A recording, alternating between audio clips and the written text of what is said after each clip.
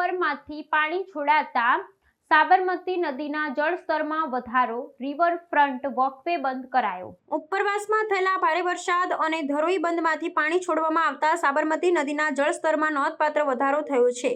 ગાંધીનગર નજીક આવેલા સંત સરોવરમાંથી પણ પાણી છોડવામાં આવતા અમદાવાદમાં નદી બે કાંઠે વહેતી જોવા મળી રહી છે। પાણીના વધતા પ્રવાહને કારણે શહેરના સુભાષ બ્રિજ નજીક રિવરફ્રન્ટનો નીચલો પગપાળા માર્ગ વોકવે સંપૂર્ણપણે પાણીમાં ગરકાવ થઈ ગયો છે। નદીમાં પાણીની સતત વધી રહેલી આવકને ધ્યાનમાં રાખી વહીવટીતંત્ર દ્વારા સાવચેતીના પગલાં લેવામાં આવી રહ્યા છે।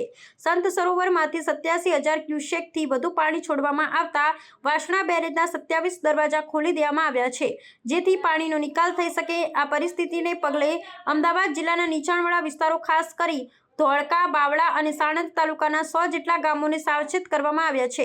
ગુજરાતના જળસંપત્તિ મંત્રી કુંવરજી બાવળિયાએ ગાંધીનગર ખાતે સંત સરોવરની મુલાકાત લઈ સમગ્ર પરિસ્થિતિની સમીક્ષા કરી હતી અને અધિકારીઓને જરૂરી માર્ગદર્શન આપ્યું હતું। તંત્ર દ્વારા સુભાષ બ્રિજ ખાતે વ્હાઇટ સિગ્નલ જાહેર કરી નદી કાંઠાના લોકોને સાવધ રહેવા અપીલ કરવામાં આવી છે।